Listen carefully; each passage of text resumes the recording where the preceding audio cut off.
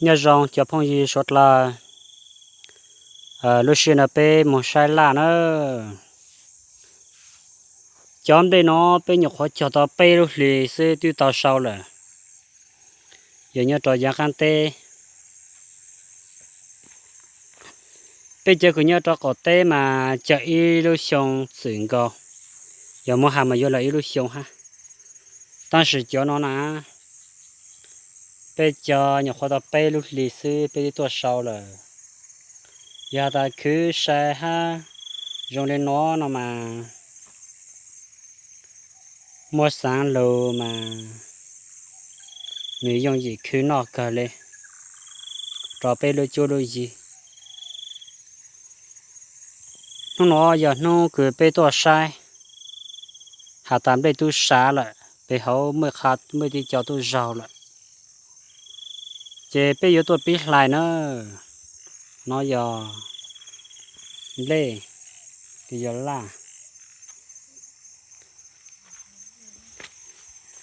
mấy sáng mấy chỉ bắt ta là nè mà là nhá tàn trang hòn ble nè mà nhá bị giang sang hà bị trong nói vậy là chọn ble nè mà là hà ta sẽ bị hoa hà ta là nó xí một xem ble là nói bị hà lê rong ta lê hello cho nó nè rong hành cần gọi lê lúc xưa nó cuối cho bé một sai hạt ta chọn đây nó như rong bỏ để chang ha yếu bi là đồ thọ tư nói vậy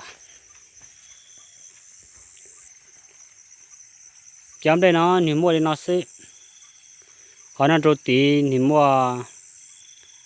y dề nó đồ tí ha bé nó như mua y dề lên nó bé to như mua y dề ha bé dề xí当时你来到我的能够知道的是能够下意生嘞，叫那nó没晒呢，你估计路哈，但是为了讲当嘞我落嘞，而每次你叫成生嘞啦，你估计当到哈，你到这。但是古哈的被他被人拉那被你好叫吃鸡丝，今年炖到莫香，莫能够香了是能够一被叫生，你要找弄喏，被叫吃生是呢，你当棒的，被你找好的，你找点边，这被叫xử lý áo生，但是被你好烧到照相一叫。sáng sớm, nè, chỉ biết tôi đó giá khăn tay nó, chỉ biết chờ chi kỹ sư, chỉ những thứ sau tàu là sự cứ làm lại giờ bây giờ sáng lại, ha những bây lúc lịch sử tao nói là ha,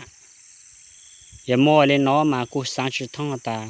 là tàu đua là sự tên để tàu đua, mà mua sáng ta là tàu đua, ta sử mới trả là nó giờ bố cụ chọn tao cần gọi lại ha,但是到烧着哈，这两年你好叫吃生食，但是你烧到给两类也比较生哈，有么哈嘛，